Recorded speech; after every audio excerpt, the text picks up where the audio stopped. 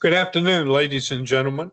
We're delighted that you've joined us and our webinar is now beginning. I'm Steve Love, President and CEO of the Dallas-Fort Worth Hospital Council.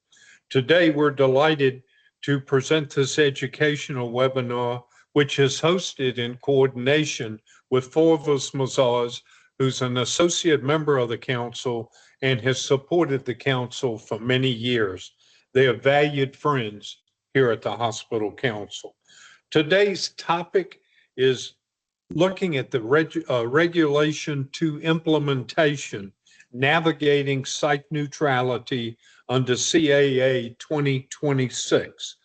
We're not going to talk about the one big beautiful bill. We've talked about that. We've done webinars in the past, but this is an equally heavy lift. The Consolidated Appropriations Act, or CAA 2026, as you know, creates new compliance requirements for off-campus hospital outpatient departments. And these are all effective January 1, 2028. It's going to require provider-based attestations and separate NPIs by location. The 2027 outpatient prospective payment rule codifies these requirements. This session is going to help explain the requirements, talk about the compliance risk, operational impacts, and give suggestions on how hospitals can prepare. We couldn't have two better national experts than who we've got today. We have Jill Griffith-Goodwin, Managing Director of Healthcare Performance Improvement at Forvis Mazars, and Ellen Garlick, Director of Healthcare Performance Improvement at Forvis Mazars. We're really looking forward to their presentation on this extremely important topic. Before we begin, though, one administrative item. If you have questions, please type them in the question box. And before we close the webinar, we're going to try to go over and answer questions at the end of the presentation. But again, welcome. Thank you for being with us. And it's my pleasure now to turn this over to Jill Griffith-Goodwin. Hey, good afternoon, everyone. Thank you, Steve, for that kind introduction and also for the opportunity to share this information with your members today. So as Steve mentioned, Ellen and I spend a great deal of time in the provider-based, also known as HOPD. I think CMS loves to call it HOPD, so just remember that it's a synonymous term, provider-based and HOPD, same thing. So we're going to get started. I'm going to kick it over to Ellen to go through the agenda and to get us started off today.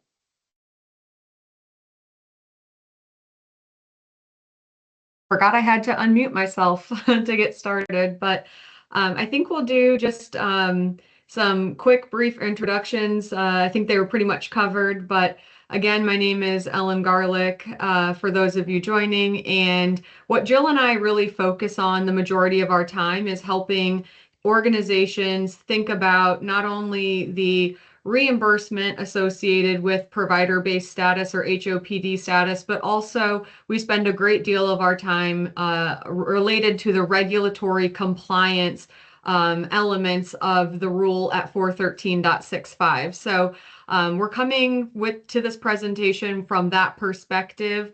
And today we'd like to just focus in on those specific requirements that were laid out in the Consolidated Appropriations Act that came out in early February. So we'll take you through everything that was laid out in the Consolidated Appropriations Act. We will also cover the guidance that was rolled out in the 2027 OPPS proposed rule that hit our desks right there before the holiday weekend in July.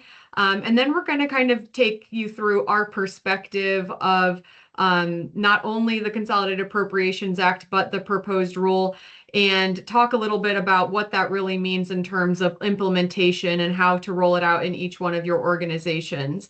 From there, we'll talk about what the future looks like with all of the challenging environments that we have around site neutrality. And then we're going to kind of roll up our sleeves and think about, okay, so now that we understand the requirements, we understand how CMS is proposing to implement these new rules, what does it mean for us, and like what to do on Monday, essentially. So hopefully that will help you all get thinking about how to be prepared and ready for these changes that are coming up.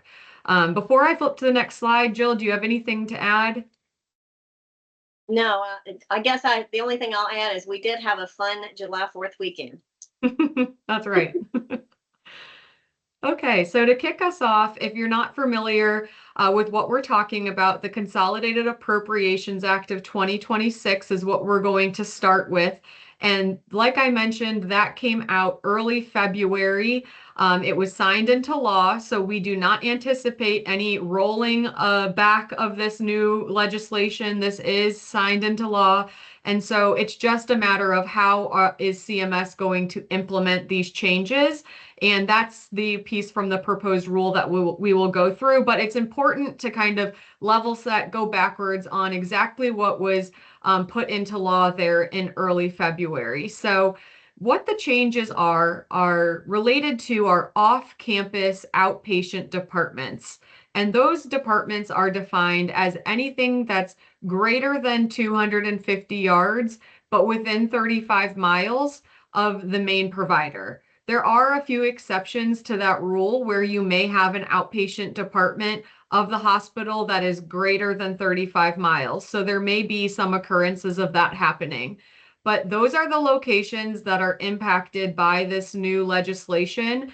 And what they are saying is that we need to complete attestation packages for each separate off-campus department and get a separate NPI for each off-campus department for the purposes of hospital billing. And those two requirements must be met by January 1st of 2028 in order to continue to receive Medicare OPPS payment. So the two changes that are occurring, while the practical effective date for those changes are January 1st, 2028, we will probably stress like 10 times throughout this presentation that the practical logistical due date for this is going to be before January 1st of 2028, because that is the effective date that you will lose Medicare payment if you're not compliant. So the actual work and readiness and planning all needs to occur now so that we have everything in place before January 1st of 2028 hits. So again, why does it matter? The failure to comply with these two new requirements of submitting attestation packages and obtaining those NPIs will result in the jeopardy of your Medicare OPPS payment. In addition to that, it's going to include a whole lot more enforcement from CMS on our off-campus departments of the hospital. It's opening us up to what used to be voluntary attestations and submission of documentation to required attestations and submission of documentation, which will inherently open us up to further questioning on how we're integrated with the hospital, further questioning through audits and desk reviews, and a lot more oversight of the program and the designation of being a hospital department when you're off the campus of the hospital. So that implication, while on the head just looks like Medicare payment, it can also look like if we're not compliant, if we do get a failure to comply here, it could be a slippery slope to potentially losing our status as a hospital outpatient department, which could then in turn run us with a risk of not being an eligible child site for 340B purposes if you are a 340B eligible hospital. So multiple things at risk here, and extremely important to make sure that we're aware of the rules and the new requirements and that we will be compliant with them before January 1st of 2028 moving forward. When the Consolidated Appropriations Act first came out in early February, I think there was a lot of organizations, us included, who were concerned about the burden on providers. And we wanted to include this slide kind of as a call out to how important advocacy is on new legislation and regulatory requirements that come out. The AHA, shortly thereafter the Consolidated Appropriations Act was put out, issued a letter to CMS, and they really encouraged some beneficial changes to be considered for the proposed and final rulemaking process. So I won't read through all of these different slide or bullet points here, but the general kind of nature of this is to reduce the burden on providers and to make a consistent process for the attestation submission, where right now all of the MACs have a different process for attestation filing. And, so it can look different all across the country. And so one of AHA's recommendations was to consolidate that process, streamline it, and make it easier, not only for the provider, but for the MACs who will be processing all of these packages. There are some other recommendations through here that we agree are beneficial for both sides, the provider and for the MACs, but all in an effort to, have that advocacy and submit during the comment period that's open right now for the proposed rule, because a lot of these things that you see on the screen that were laid out in the AHA pre-regulatory letter were actually taken into consideration, and you'll see a lot of these same themes throughout the proposed rule that Jill will take us through. I think with that, I'm going to turn it over to Jill, and Jill's going to walk us through what exactly was laid out in the proposed rule. So Jill, you want to take over? I do. Thank you very much, Ellen. So first, we're going to start with the definition of off-campus outpatient department. It's interesting because it's really not a change, and I think CMS meant to make it easier. In a lot of ways, I think it was made a lot more confusing, and I'll explain how, just exactly how. So we know that it's a provider-based department or an HOPD. So don't forget, it's not just those physician practice offices that you've converted to hospital departments. It's your sleep centers, it's your wound centers, it's your infusion centers. It's outpatient OR if you've moved it offsite. So think of it holistically as opposed to just thinking about physician practices that have converted. An outpatient department that's not located on the hospital's main campus. Ellen already defined for you that's within 250 yards. So if it's within 250 yards, it does not apply. If it's greater than 250 yards, straight line distance measurement, building to building, this rule will apply.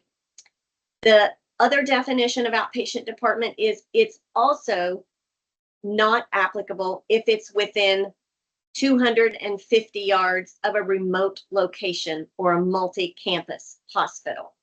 And I'm going to go ahead and discuss that remote location. It was a little bit difficult in the preamble because under the proposed definition, it was worded something like facilities and organizations that are not located on the campus of the hospital would be considered off campus for provider-based purposes, almost implying that the remote locations with the inpatient beds would be HOPDs and be required to submit attestations. And I believe that there are a lot of folks that have read it and perhaps interpreted that way. But as you roll into where they're actually making changes to the regulation itself, it makes it clear that a remote location with the inpatient beds is a multi-campus location. And that if you're off the campus of the remote location, then the rule applies. But if you're on the campus of the remote location, that's still an exception. Also, from an exclusion standpoint, don't forget that we have the labs, we have therapies that are not paid under OPPS. So this applies to hospitals with services that are paid under OPPS. So think about, and the reason we know this is because throughout all of the references and all of the regulation updates are to the Social Security Act section 1833T. That is the OPPS section that discusses all outpatient prospective payment. So labs are paid clinical lab fee schedule. We have therapies paid from the Medicare physician fee schedule. So those services would not be included. It also excludes our critical access hospitals that are paid cost, our end-in health services, travel facilities, RHCs, and FQHCs. So moving on to what the attestation requirements are. Interestingly, we all have to submit an initial attestation for each off-campus outpatient department. Now, they did go into this a little bit further to talk about, if we submitted before, January 1 of 28, if we submitted between January 1 of 26 and 28, and then if it was before January 1 of 26. And we're going to talk a little bit about that. But one of the most important things I think that I want to raise first is that multiple times throughout the proposed rule, it says that the MPI should be obtained and your PCOS record updated, your enrollment record updated prior to submission of the attestation. We don't know what that means for attestations that were filed between January 1 of 26 and now, or I should say July 2nd, when we found out that the MPIs are supposed to be obtained before the attestations are submitted. But we do know that they told us, and if you look next to the last bullet under initial attestation, that departments that have submitted during this time frame, they're going to meet the filing requirements before January 1 of 28, and they can continue to bill regardless whether they've received an approval. So that's good news. And so if there is anyone out there who filed an attestation voluntarily, by the way, during that period, I would get my MPI now, and I would go ahead and get my PCOS record, enrollment record updated. The issue with that PCOS record enrollment update is right now that MPI in section 4, where the practice locations are, is grayed out. So you can't make a change to it. We are not aware. We've talked to several MACs across the country. I think we've almost called them all at this point, and they're not aware of how to move forward with this. They're not aware if PCOS is going to make a change and open up that grayed out MPI so that we can change it. They're suggesting at this point, no one's going to like it. I don't like it either, is to delete and re-add with the same effective date as you have right now on your 855A. So stay tuned to see if we get more direction on that as we go forward. Those departments that were furnishing services prior to January 1 of 2028, we have to do that submission between January 1 and December 31, January 1 of 26, I should say, and December 31 of 27. As Ellen mentioned before, the practical deadline is way before January 1 of 28. And that's part of the reason why you've joined us today to learn, what can you do? And Ellen's going to take us through that here in a little bit. One thing, that last bullet point, very important, CMS is seeking comment. And keep in mind, the comment period is now until August 31st. So advocacy is important. American Hospital Association, your hospital association in Texas, make sure that you're reaching out. And one of the things that they're asking about is what happens if you did a voluntary attestation before January 1 of 2026? Should that be considered? And should it have less documentation requirements? Should maybe it just be filling out the attestation form and signing that there's nothing that's changed? So those are all questions that CMS is asking. We do know that there's going to be re-attestations within a period not to exceed 5 years, but any of those details are going to be revealed in the 2028 rulemaking. Okay, so the main operational change is we are not going to have this different format from every MAC, different documentation requirements from every MAC, different questions from every MAC, and fingers crossed, no more different interpretations from every MAC. The goal of this is to streamline it. We're going to have a standardized form, and we're going to have a centralized electronic submission system, which should make it a whole lot easier to submit. Right now, we're putting together packages that are far too big electronically to submit, through an email or to an email address, which is most of the time what we have right now. So hopefully this is going to bring some consistency. I think one of the most important things is in the blue box at the bottom. We can continue the MAC attestation processes right now. So if you are in process of working on an attestation, you have your MPI, you go in and update your enrollment record, you don't have to wait. You can continue to use the process as it exists today. We can move on. I'm going to go through some of these slides a little quicker than others. So attestations, what's the basic content? For those of you that have filed voluntary attestations in the past, the only difference is you're going to have an MPI for your practice location. Everything else is exactly the same as to that base page. Your name, your address, your MPI, and then the department's name, address, and MPI. This compliance certification from the authorized official. And keep in mind that authorized official needs to be the person who's in PCOS. So if you've had someone leave, you be sure to get into your enrollment records, check your authorized officials, your delegated officials, make sure those folks are still there and that they're the ones that are going to be signing off on these attestations.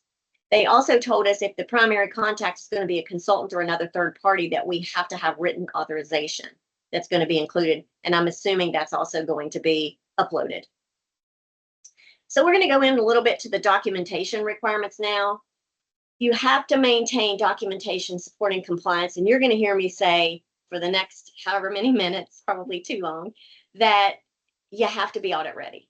You have to stay audit ready all of the time. Maintain the documentation supporting compliance. We've always known this. We've always known to look back to that Federal Register, which is 42 CFR 413.65. That's where it all is. And CMS in the proposed rule, they talk specifically about Section D, Section E, Section G, Section H, and Section I, which are all of the, that's the meat, if you will, of the provider-based rule, the clinical and the financial integrations, the licensure, the location, the public awareness, all of those types of things. And we're going to get a little bit more into each one of those as we move forward. We know that not all documentation is probably going to be required upon initial submission. So there may be some additional asked for at some point during the review process. So they're hoping to reduce that upfront documentation. Personally, I hope they reduce it by a lot because it takes a lot to gather all of the documentation that we gather now for an attestation. Practically everything but the kitchen sink goes to them. But they're going to use more risk-based, targeted type of analysis to figure out which departments they need to really delve into further. So there's going to be some variations of review, and we're going to go into these a little bit more on the next slide. I think the only thing I really want to tell you about this one is more oversight with a big exclamation point and all in capital letters. We are used to making locations provider-based, not being surveyed, voluntary attestations. All we had to do was ask for, put it in our enrollment records. They approved the enrollment record, but they told us that they weren't necessarily approving that we met requirements. So it was always just on us to make sure that we were meeting requirements. Now they're going to become more involved in that process. And by the way, the CAA of 26 requires that. So we're going to go through some of the specifics of all of those different initials that I gave you a few minutes ago. And first, we're going to start with location documentation requirements. So location, within the 250 yards, we don't have to worry. So they're going to look at what are those distant requirements? Do we have anything that we're saying is on campus that they are going to challenge and say is off campus? They're going to have, we believe, electronic capability of looking at the distances and measuring them themselves. So my opinion, you're going to want to keep distance documentation because in some instances, perhaps it won't be exactly what you're thinking it is. And you may be thinking it's on campus when they say it's off. And when that happens, there will be additional documentation required on your part. There's always going to be additional documentation if you are trying to get an exception under the 35-mile distance standard. There are some exceptions for that 35-mile rule. They are very hard to get, I will tell you. The next section is going to be licensure. So we have to be prepared to show that the department is operating under the same license as the hospital, or if in a state where there's a separate license required, under maintaining that separate state license. So we have some states that if the main provider is in one county, and the provider-based location is in another county, it requires a separate license. We have other states that require no separate license whatsoever, and they add them physically. You can see that they've added them to the bed license.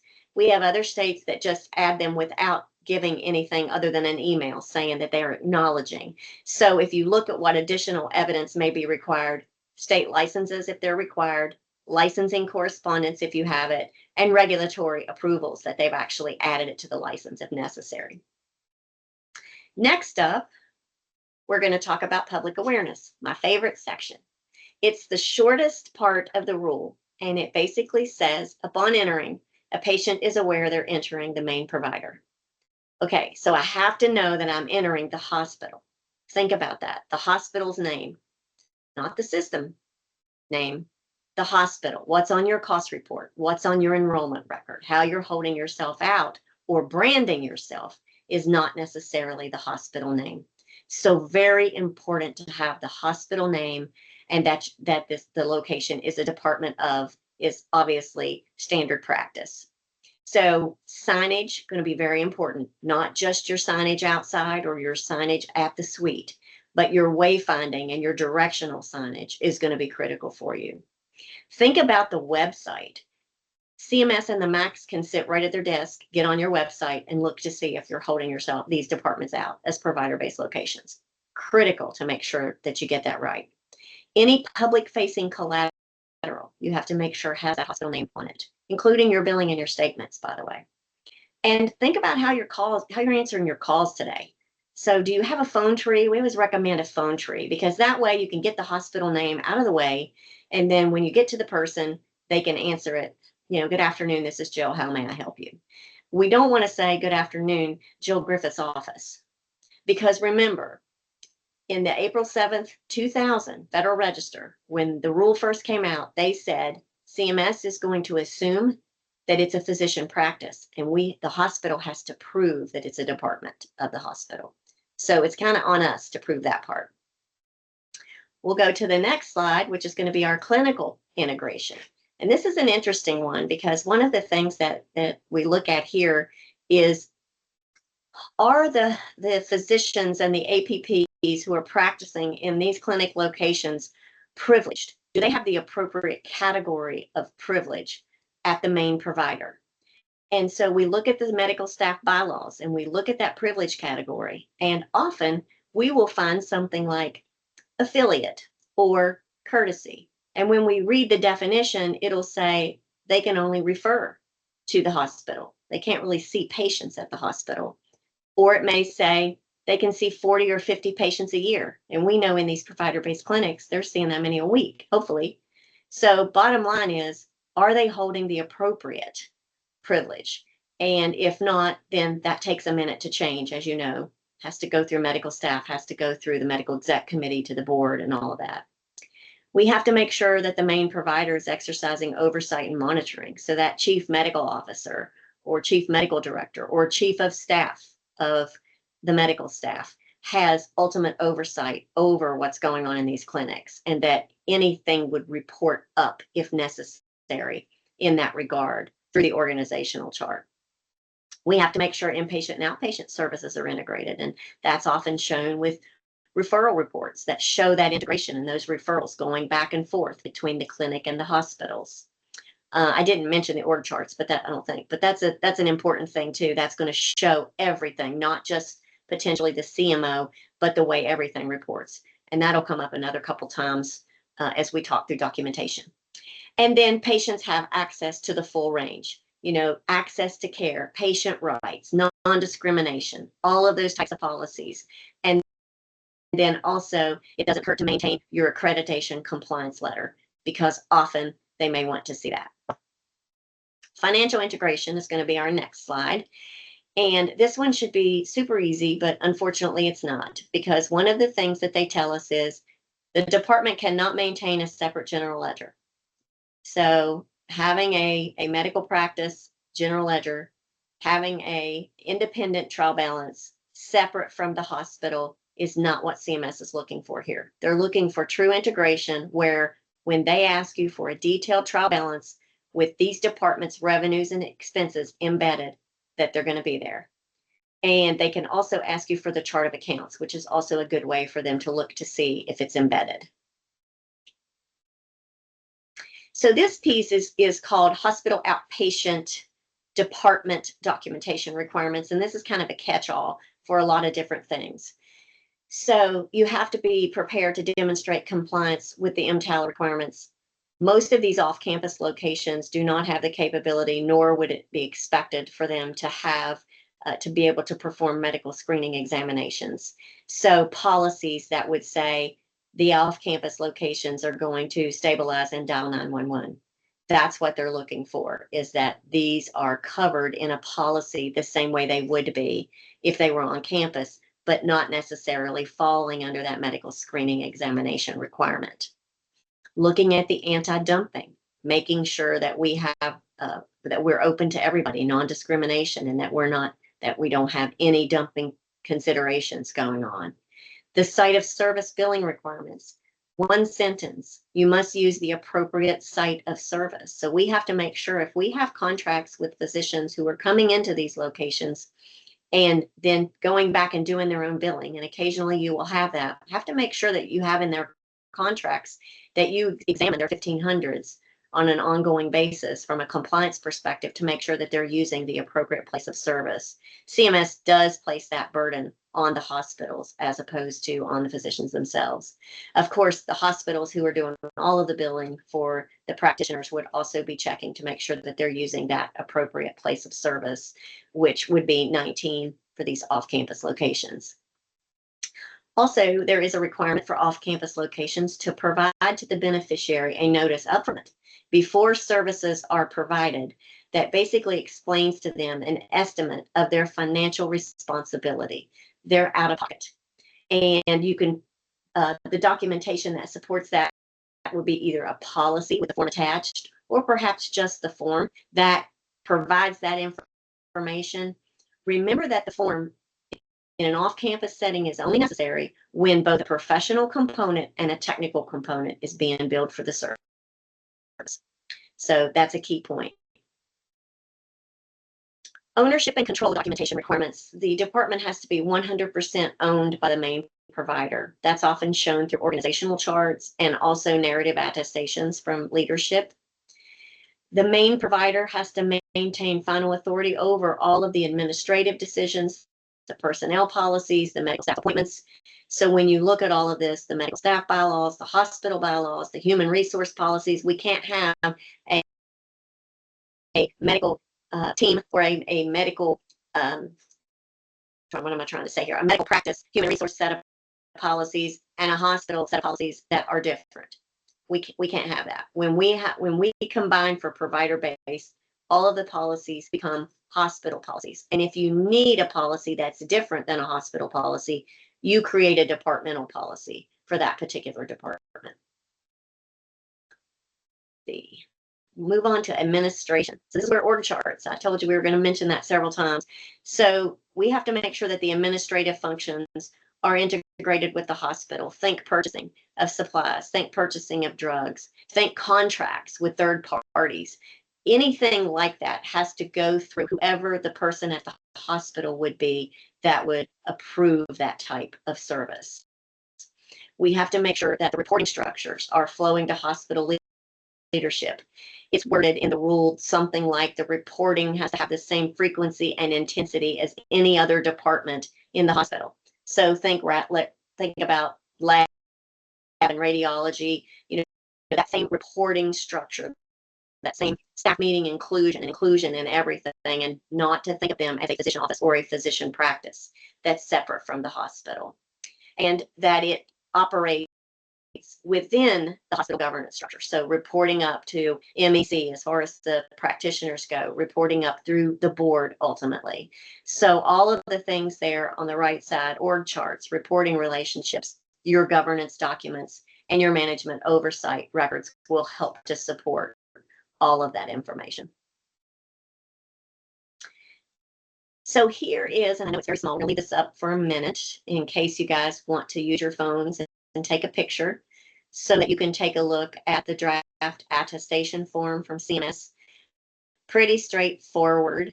The third page there in the back is the first page, which is ultimately the information that we talked about earlier. And then everything else is just a yes and no questionnaire. And of course, the right answer is yes.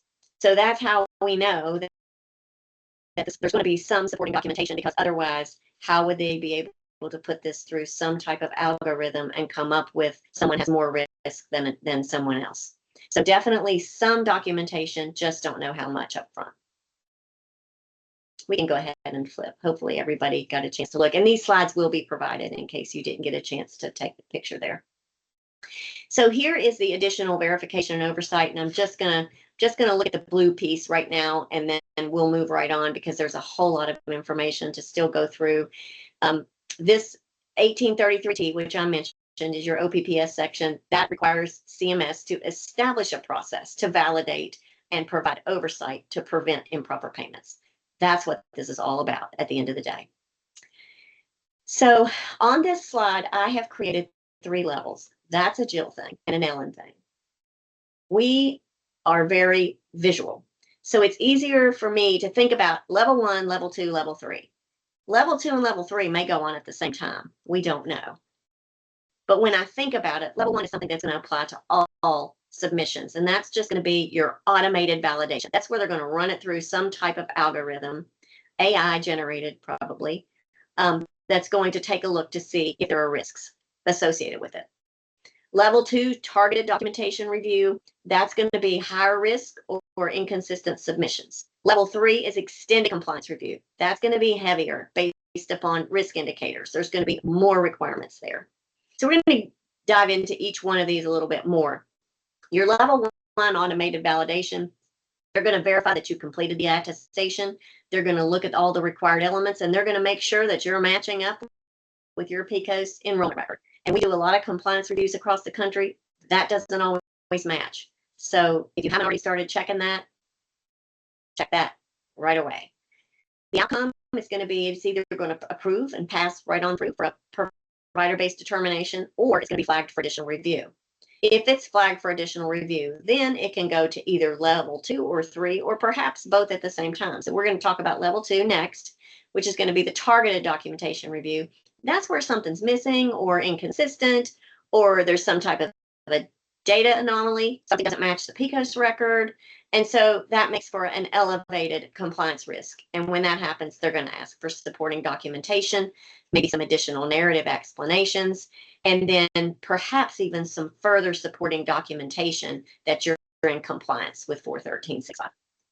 Level 3, as I mentioned, can go on at the same time. It's called extended compliance review. They can audit you, not just remote audits, but they've talked about coming on site, targeted documentation requests, detailed record review, data analytics, compliance verification. So lots of different stuff. And Congress did a lot of money. Can't remember off the top of my head, but in the CAA of 26, there's a lot of money allocated to implement this for CMS to go through and get it right. So what happens if we don't respond to an additional request after we do our initial submission? Typically, we have a time frame of up to 60 days, usually doesn't exceed 60 days to respond. But if we don't, then that could result, obviously, in a non-compliance determination, a denial of provider-based status, and potential payment recovery. Think about that second bullet there. Denial of provider-based status means you fall off of the reimbursable line of the cost report, which takes you out of 340B child site participation. So this is a big deal to make sure that we get on this and get this right. So again, audit ready, documentation readiness. That's good, Ellen. The only other thing I want to mention about that was in a proposed rule that's sort of just an add-on, and it's site neutrality related, is this radiology services without contrast in your accepted locations are now going to get the site neutral payments, which means the 60% reduction, and you're going to be paid at 40% of the OPPS, which CMS will tell you should equate to the Medicare physician fee schedule. Doesn't exactly. And that's why I always just say it's 40% of the OPPS. The only exception there is going to be sole community hospitals. So we're going to take a quick peek at the future and a very quick peek so that we can move right on to what are you going to do.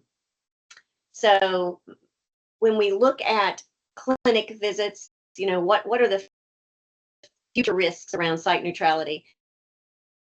We've been there and done that now with visits. We just have to say, are they going to come for the on-campus locations? And we think that that's probably a pretty high probability. We're not sure when. They did request comment in the 2026 OPPS rule, so stay tuned for that and stay prepared. Do your calculations. Make sure you know what that means to you. Drug administration and infusion, they have already applied the rule to the accepted off-campus. Not sure if they're going to go to the on-campus or to the non-accept, or the non-accepted obviously already applies. Diagnostic imaging, they went for the radiology. A little surprising that they didn't go for anything else. As far as on-campus, they're moderately low, but as far as off-campus for the accepted locations, that they are moderate. It is a moderate risk that they will continue. And if we look at the last future risk slide here, it is basically all moderate as far as risk of major outpatient surgery, chemotherapy, radiation therapy, those other procedures in the grandfathered locations actually receiving that 60% reduction. We think that there's a moderate chance of that. We do think that there's a low chance of that on campus. So if that's helpful for anybody as far as looking to the future and doing your calculations and looking at what may happen to you and being prepared, that's kind of where we're thinking it is today. I believe that we're going to turn it over to Ellen now, and she's going to talk through the really fun stuff of what do you do now. Yep. Tons of fun. So now that we've gone through what was rolled out in the Consolidated Appropriations Act, and then how CMS plans to implement this through the proposed rule and all of the guidance that was in there, I thought it would be important to talk a little bit about what this looks like for each organization as they begin to plan. Jill and I have had a lot of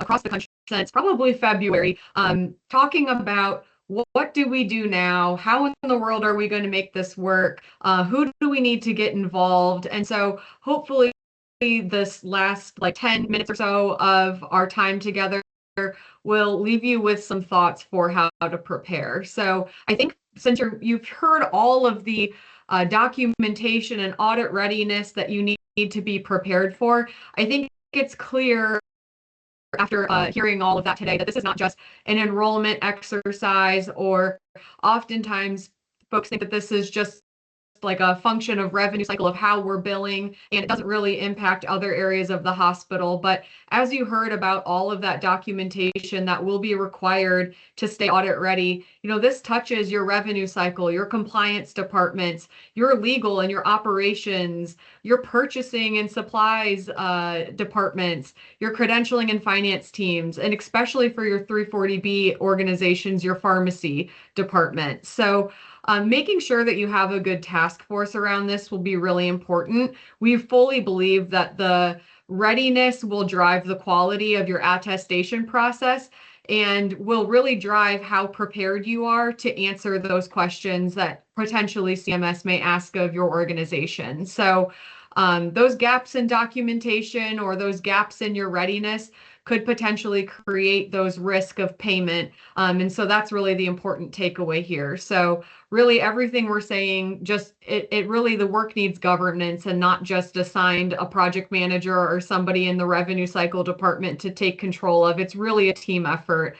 And then again, just a plug here for advocacy. You can see how a lot of those bullet points in the AHA advocacy letter really were implemented through the proposed rule. And so the comment period for the proposed rule does end at the end of August, I believe. And so if you haven't submitted comment in terms of how you would like to see some of these things rolled out, I would encourage you to submit comments, especially, as Jill mentioned, if you had attestations that have been previously submitted and approved, since they are seeking comment on that, and then also the streamlined attestation form.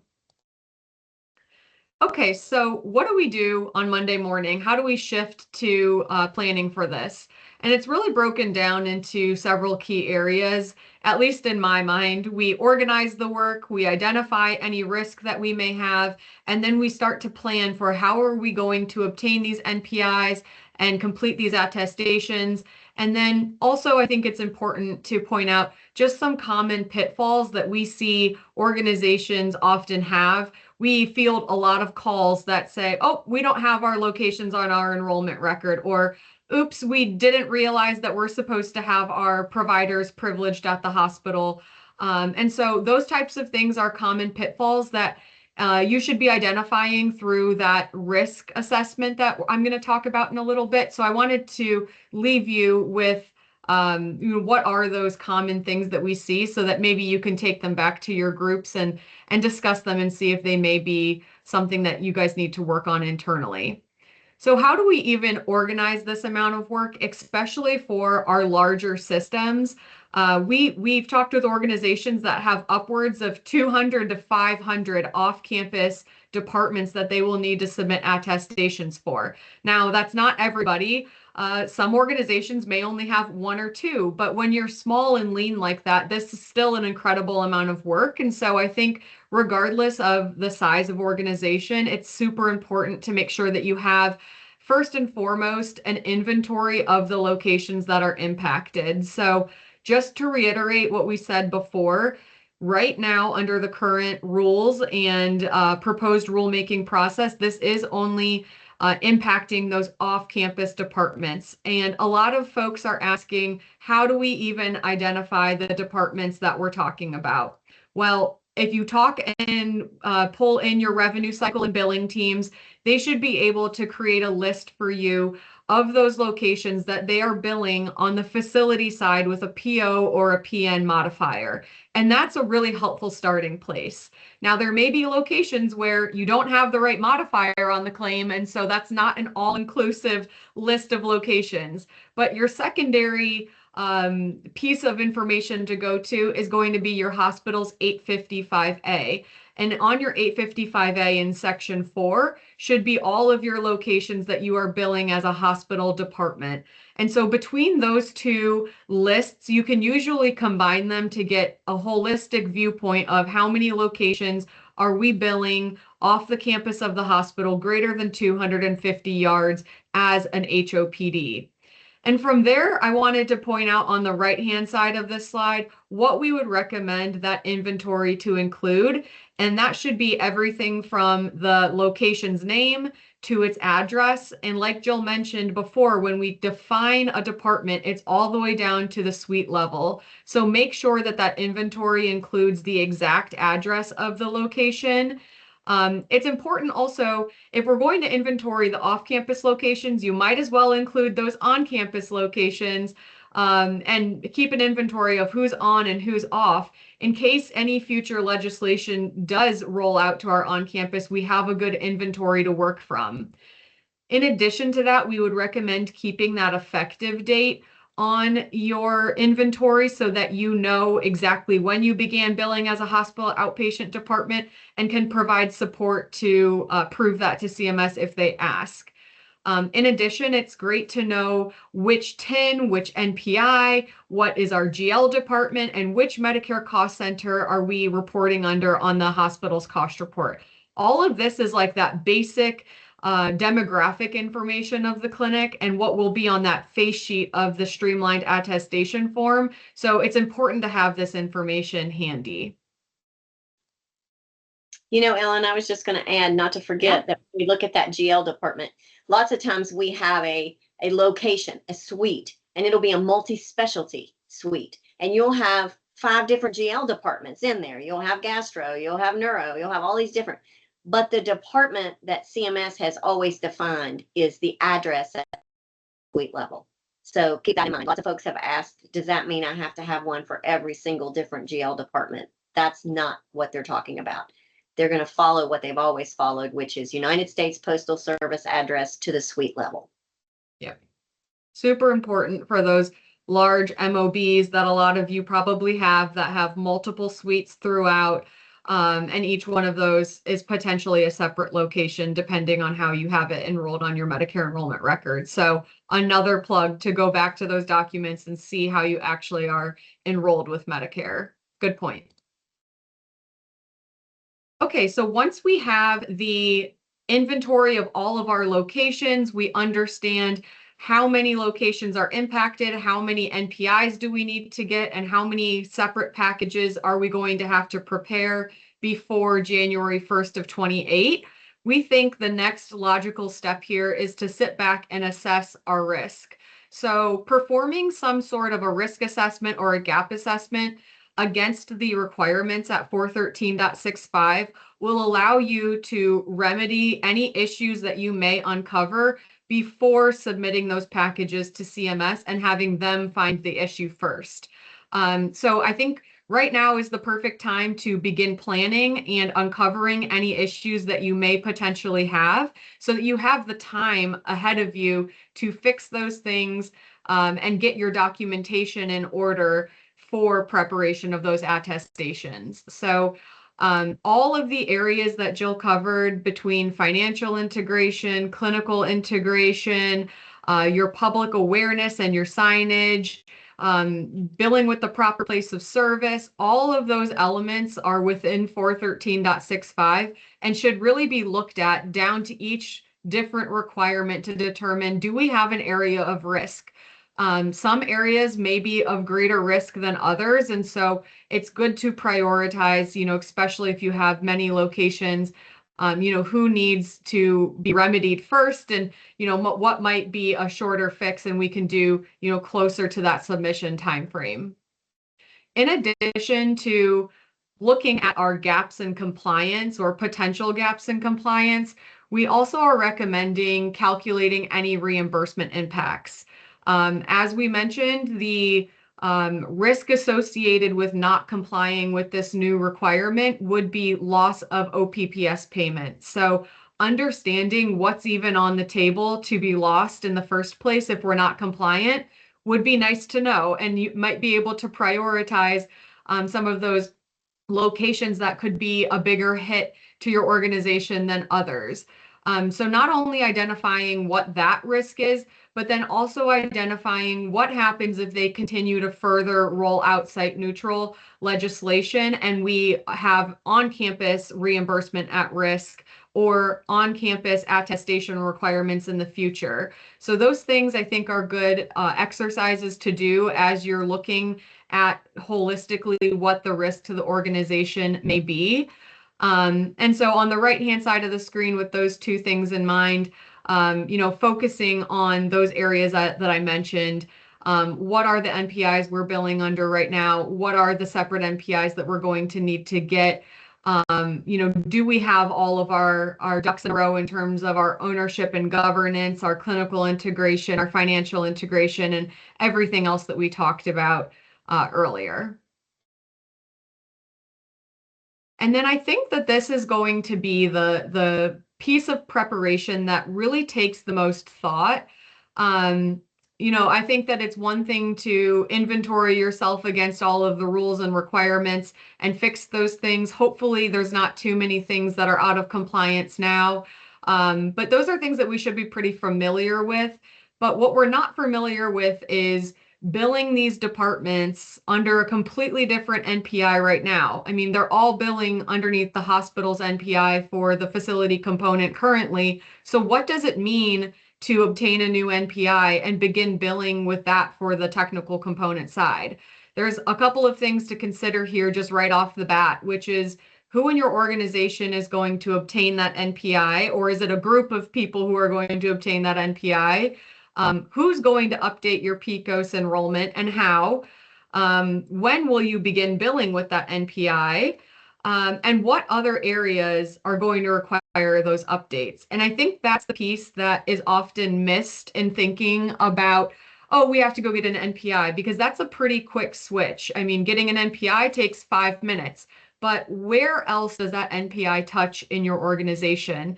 It touches your provider enrollment and your payer enrollment systems. It touches your billing and your EHR. It touches your credentialing files and your pharmacy systems with OPACE. So think about all of those different areas that potentially are going to be impacted with a change to NPI. And then my last piece here on the NPI side is to ensure that when your team is obtaining those NPIs, you're getting them with the proper taxonomy for facility billing. I think when the proposed rule came out and they mentioned that the NPI must be obtained before submitting the attestation package, we got a lot of questions because people started to think about it more. They started to actually kind of put this into practice and think about, okay, I'm going to go get that NPI. And they got the NPI, but they got it for a freestanding clinic rather than a hospital. So that taxonomy on the NPI is important so that you can properly bill on the UB with it. On the attestation planning side, really recommend determining who's going to be responsible within the organization for planning and pulling all of the documentation that Jill went through. It touches so many different areas within the hospital that it may be smart to have a point person who delegates out to each one of those areas to gather the information and then keeps it in one centralized place for each department that you have to submit for. Again, my plug here is that the practical deadline is way, way, way before January 1st of 2028 to be compliant by that 2028 date. So begin gathering your documentation. And my ask would be, if CMS requested this information tomorrow, where is it? Can you get it quickly? And does it tell a consistent story? Does it tell the story that you are integrated through the hospital? So 2 more slides here, and then I'm not sure if we'll have time for questions or if there's any questions in the chat. But again, we wanted to put some common pitfalls that we see in talking with many different organizations. These are probably like a hit list of areas that you can go and look at right now in your organization to see if there's any pieces or parts that may not be compliant. So if you don't have that inventory, like we mentioned, would recommend getting one.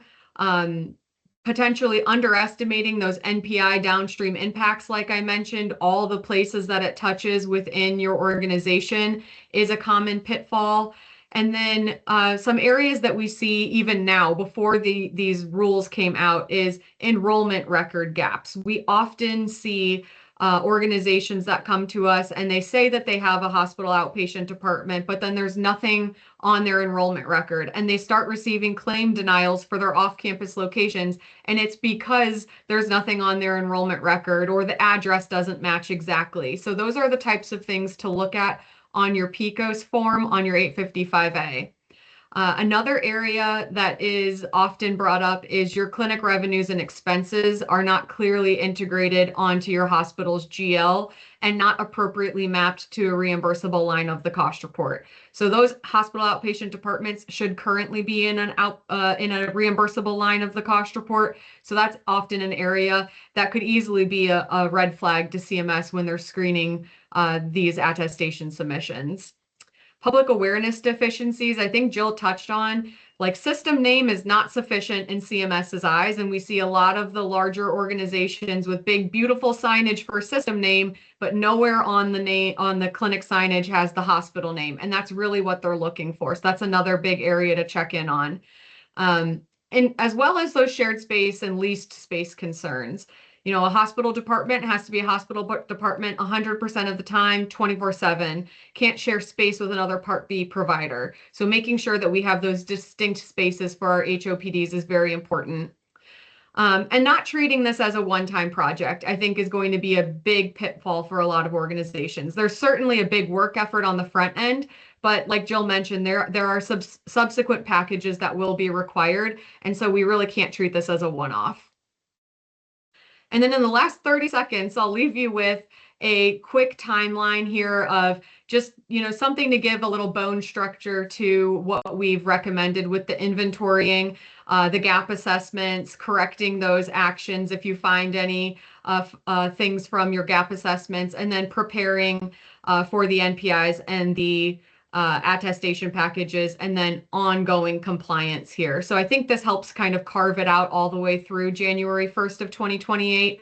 But hopefully this was a well-rounded presentation to kind of bring everybody up to speed and on the same page of what's coming at us over the next couple of years. And if we do have any questions, we will get those answered and get those out to Chris and Steve so that they can get those back to you. Yeah, thank you, Jill and Ellen. Excellent presentation. During the presentation, we did get questions. I won't repeat the questions because you covered them, but essentially critical access hospitals are exempt. If it's an on-campus location, like an outpatient surgery center, this does not apply to it. Rosalind, thank you for putting the link in. Also, the QR code that was put in by our presenters on the updated attestation form. And yes, Chris Wilson is going to send out a complete copy of this presentation to everyone that registered, even if for any reason they missed this. We are down to about 3 minutes left, but it's one question that I got submitted to me prior to this. If you already have type 2, or if you already have type 2 National Provider Identifiers, NPIs, for locations through your 855B enrollment process, can you utilize those NPIs? Yeah, and unfortunately, no, because those are tied to your 855B for your professional billing, with your taxonomies being the specific specialty. So these are going to be new NPIs that are going to have the taxonomy of hospital, and they are going to be obtained to put on your UBs. So no matter what you have now, unless you have gone through the process of getting your NPIs already on the Part A side with the hospital taxonomy, you will need to get new NPIs. Sorry. Yeah, okay. The final question I think we can go through, and if people have questions, you can email Chris. We'll certainly get them to Forvis. But how hospital is going to update NPIs and PAYCOs if the current CMS 855A enrollment process doesn't even allow location level NPI edits? Yeah, that's a great question. The only thing we're getting from the MACs right now, not good news, is the only thing they know to do if we're doing it currently is to delete the practice location and add it back. And when we add it back, the same exact information goes, including the effective date, but you have that opportunity to put that new NPI in. And that's what the MACs across the country are advising us to do as of right now. We'll see if anything new comes out, Steve, in the final rule, but the final rule is not going to come out until Happy Halloween. So we've got a minute before that's going to happen. Yeah, and that brings a question I'm asking. Once the final rule comes out, is Forvis willing to maybe have another one of these to really go through what is the final and not the proposed expectations? Absolutely. We would be happy to. Great. Well, listen, this has been terrific. You and Ellen have done a great job. On behalf of everyone on the webinar, we want to thank you. We know this is going to be a heavy lift, but through your guidance and some of the information you've given us, and then what we're going to find out between now and Halloween, hopefully we can refine this a little. So this will conclude our webinar, but for everyone that participated, thank you very much. Yes. Thank you, Steve. Thank you.